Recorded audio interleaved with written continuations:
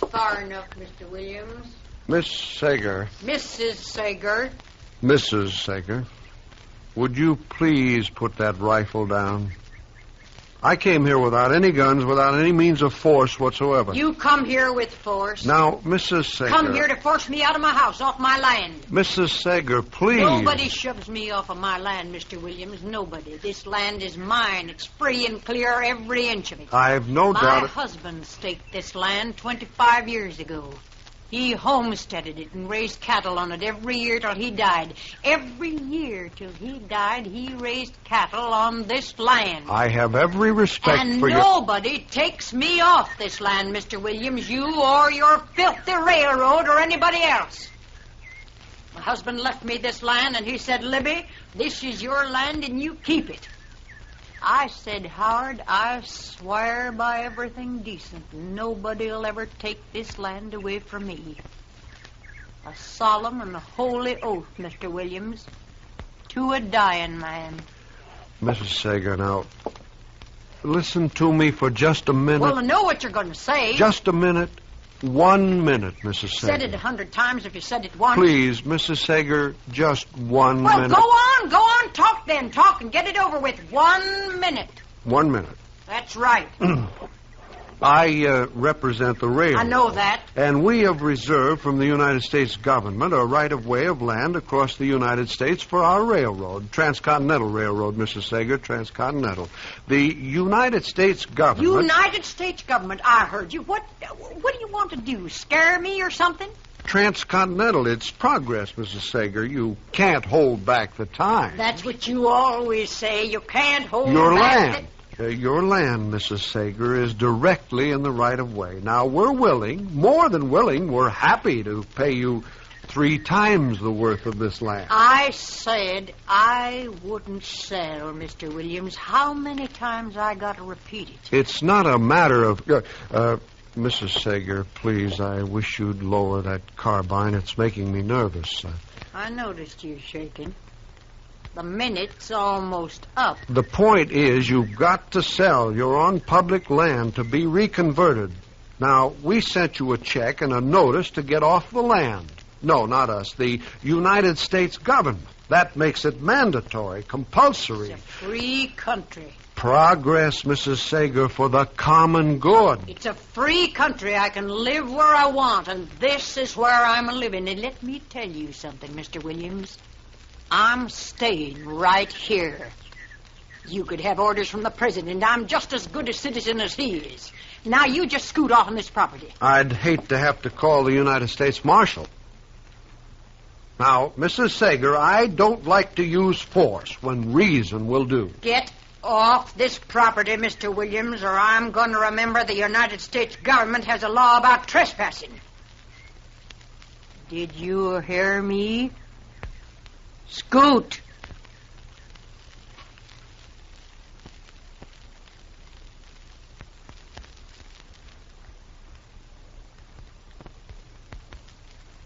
You can't hold back the times. That's what I told her, Marshal. She held that rifle on me every second. It seems funny to you, I suppose. No, I didn't mean to laugh at you, Mr. Williams, but... Well, Libby Sager's quite a woman. I've known her a long time. I knew her husband. Anybody could be married to that. Now, what you've got to understand about Libby is, Mr. Williams, that Libby isn't an ordinary woman. That's sure. No, Libby is... Well, she's kind of like the West. I mean by that, she's got her ways, and her ways are free. And she's hard to tame. Well, I'll tell you this, Marshal.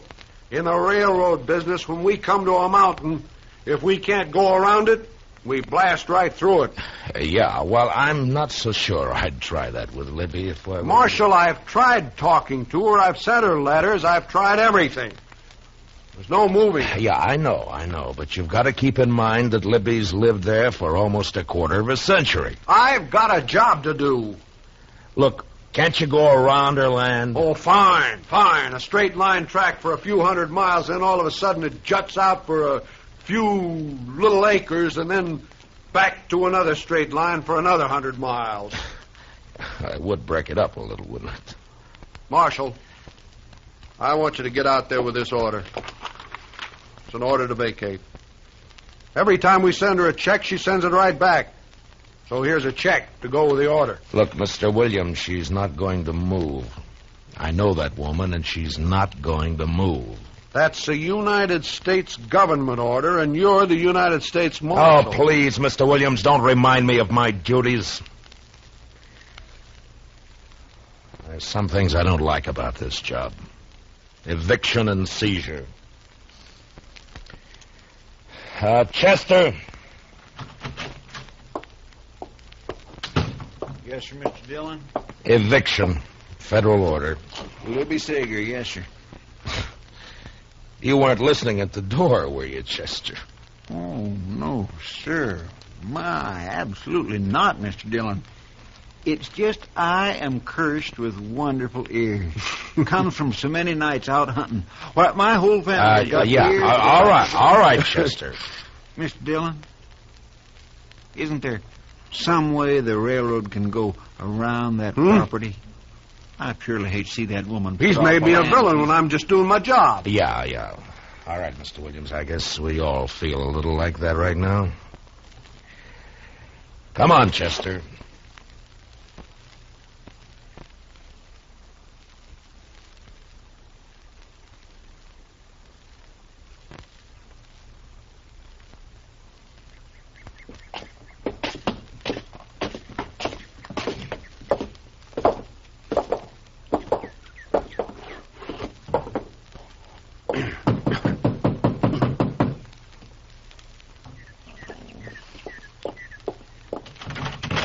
Listen, this here... Now, hold it, Libby. Saw you through the curtains.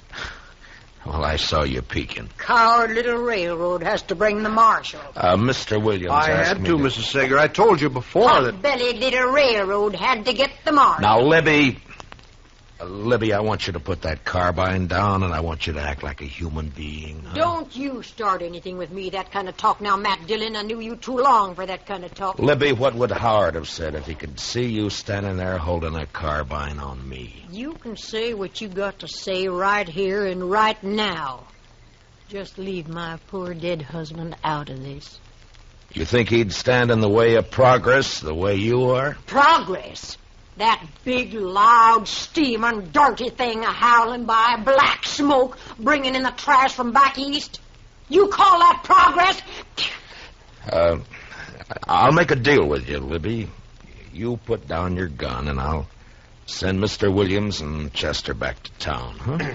I got nothing to say to you, Marshal. Chester. Yes, sir, Mr. Dillon. Here, take my gun, Chester. And this. What are you doing, Mr. Dillon? You took off your star. I'll take it back to the office with you and take Mr. Williams with you, too. Libby and I are going to talk. Yes, sir. Come on, Mr. Williams. You can't hold back the times, Mrs. Sager. Get him off here, You better go, Mr. Williams. I'll see you back in town, Marshal.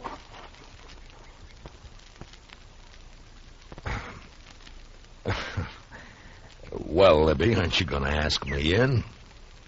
I told you, Marshal. The name's still Matt, Libby.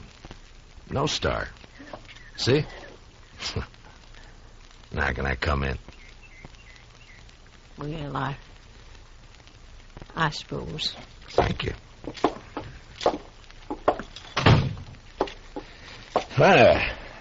Looks just about the same.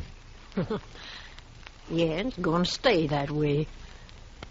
Nothing's going to come steaming through this sitting room. Sit down, Matt. Libby, I'd give anything not to have to give you this order, but... Here. Well, Howard took me out here to this piece of land. He staked it out here because it had a creek for the cattle and some good grassland. We just got married. Took me out here and stood me right about where you're standing now. And he said, Libby, this is ours. Yours and mine. Uh-huh. He built this place, Matt. Every board he split with his own hands. Every board of it, every nail in it. Yeah, I know. You don't know. 3 days and 3 nights, just the two of us, behind that upsot wagon, caught out there in the attack. Oh, they'd have burned the house down. But we held them off. All of them Indians, a-hooping and a-hollering. It wasn't until the second day they got him. Yeah. Oh, that arrow must have been terrible inside him. It was like something in my own chest, man, I swear. It couldn't have hurt no more. I held him in my arms. I was crying. I couldn't help it. And he looked like a little boy. I swear it seemed like he wasn't a man anymore. He's just a little boy in my arms there. He said, "Libby, you gotta hang on to the land, Libby. It's all there is." I said, "I know it, Howard." He said, "Don't let nobody drive you off here." I said, "Howard, I won't." And I didn't. I stayed there, no food, no water, 2 days more, still waiting. But they'd gone, and the place was still mine. Libby. Now, do you think I'm going to get off of this land now just because of a little piece of paper? Matt, you go on back. Tell that railroad I'm here for good. Dead or alive. Next time, you better keep your guns.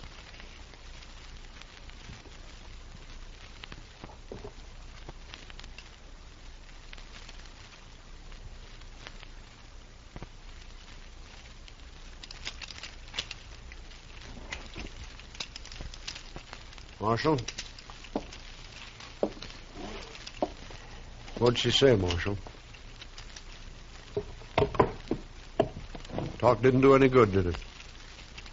I knew it wouldn't. Mr. Williams, you did your job. Now, why don't you go back to the hotel and we'll get in touch with you, huh? Sure. Marshal. Yeah? You sure you don't need me for anything? I'm sure. Okay. Well, hello, Mr. Williams. Hello, Chester. Where's he going, Mr. Dillon? I sent him back to the hotel, Chester. Hand me that chamois there, will you? Yes, sir. Here. Oh, thank you. Mr. Dillon, What? if she don't leave peaceable, you gonna carry her out? Well, we'll see what happens, Chester. I mean, if she don't come out peaceable. Look, Chester, that railroad's going to be here for a long time. A long time. Now, there are going to be a lot of people dependent on it for beef and for everything else. And Libby's just one person. Just one person. One person, yes, sir. That's right. That's right, Mr. Dillon.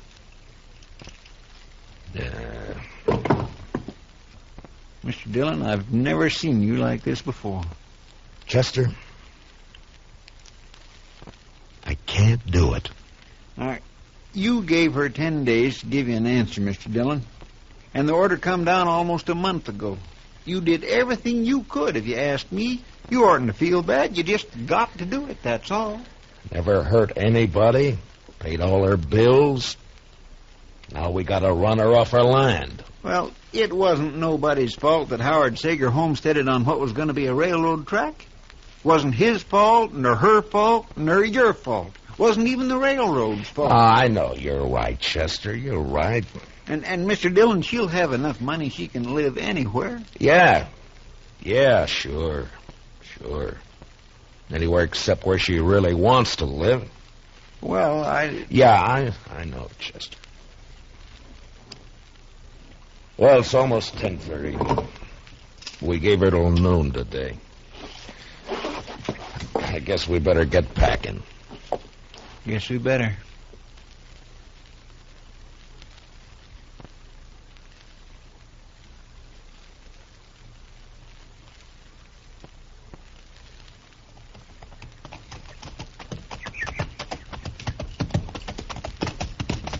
Oh, fella, bro. Oh. Well, sir. Here's the gate. Go ahead, Chester. After you, Mr. Dillon.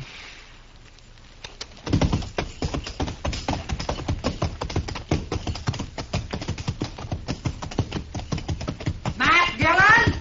Oh, boy. There she is, Mr. Dillon, on the porch. She's got her carbine. Yeah, I see her. Get off my property. Libby! Now, we gave you plenty of notice. Get off my property, Marshal, or I'll shoot. Now, you know me, Matt. I don't just talk. Libby, you got your check. Now, why don't you... I'm counting three. You're not starting off this land by the count of three. I'm going to shoot. I swear it, Matt. You're a perfect target now. I'm warning you. Libby, 1, why... 2, 3.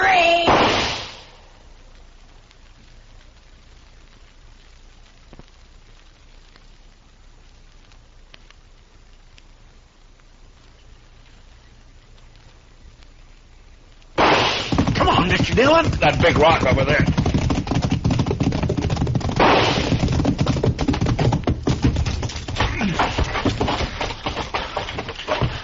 Way over our heads.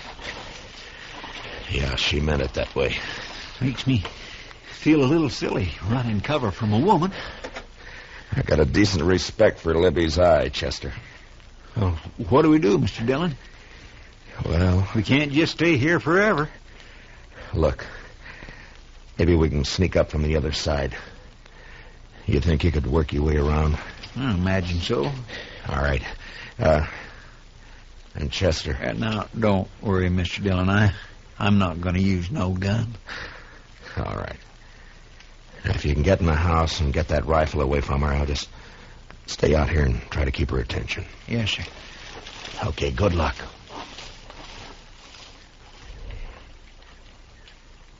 Libby!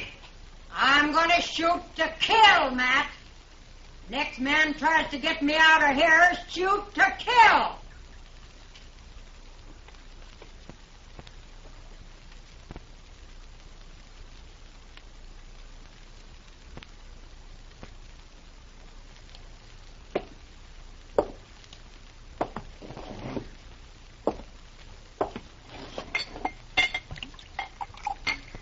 Hot. That's right, Sam. Here's to you, Williams. Sure. I must be getting drunk. Even this stuff tastes good. Sam, I can't help admire that woman. But then I'm always the one to boost the underdog. we got to start construction on the 18th to keep the schedule.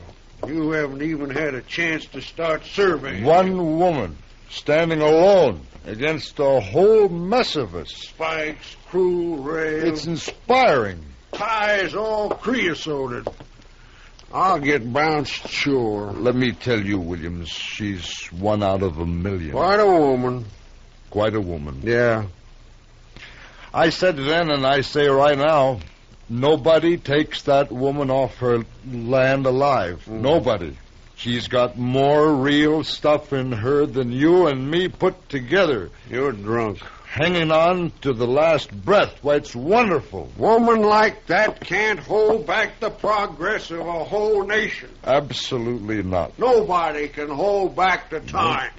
Time and tide wait for no man. If everybody felt like her, there wouldn't be any railroads. There wouldn't be any progress whatsoever. You need a drink. Maybe I do. Sam? I don't think that marshal's doing a thing out there. Minion of the law. Strikes me as sentimental, that marshal. Oh, I don't know. Point is, there's a job to do. I think we ought to go out there and prod him. Well, you said he told you to stay in the hotel room. I know. No, that's what you said. Well, if you want to go down there, it's fine with me, but that's what you told me he said. Well, how does it look, the railroad representative taking the afternoon off at a time like this, huh?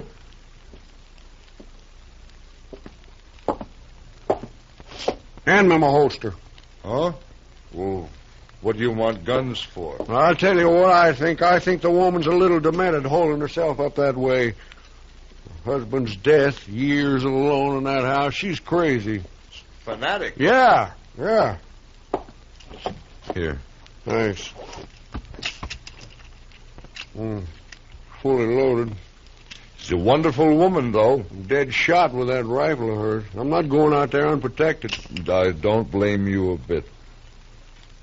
I think I'll take my holster, too. Mm-hmm. Hey. What? One for the road, huh? No more. One for Libby? Oh, what do you say? All right. One for Libby. To Libby Sager. The spirit of the Old West. Right. Hey, you know they'll write a song about her? How the track was built over her soul? And they'll write a song about us, too. Oh, stop it. You're drunk.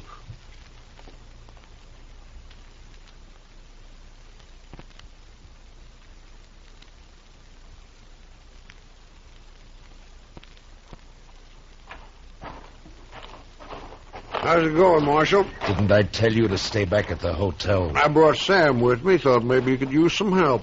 Sam, huh? Hello, Marshal.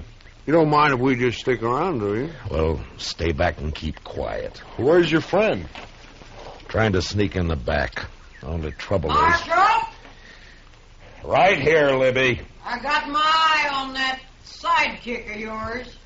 You either call him back or I'm going to have to shoot him. Chester! Oh, coming, Mr. Dillon.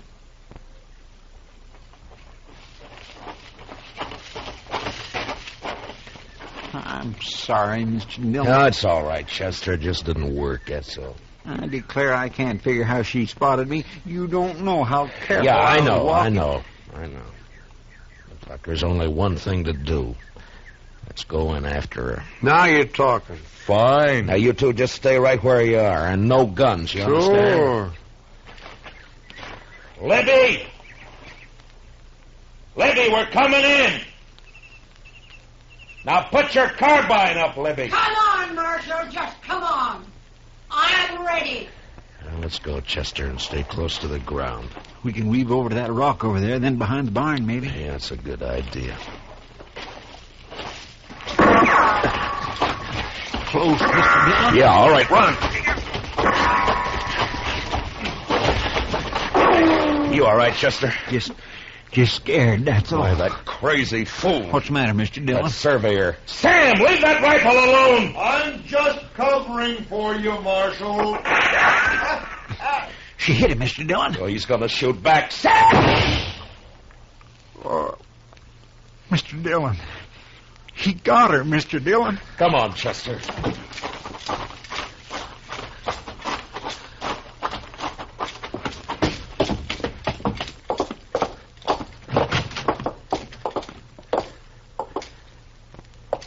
Libby? A good shot, Marshal. It wasn't him, Miss Sager. Lift up her head, Chester. It's better this way. Matt, much better this way. Marshal? Oh, I didn't mean to, Marshal. I told you to put up that gun. I was trying to cover for you. When she got me in my shoulder, I didn't think. I just... Might. You just lay quiet, Libby. We'll send for the doc. Now you let me be. Say, Matt. Yeah, Libby. Matt, I bet you people don't forget me so easy. They won't, Libby. You know, Matt, I'll bet they'll remember me every time.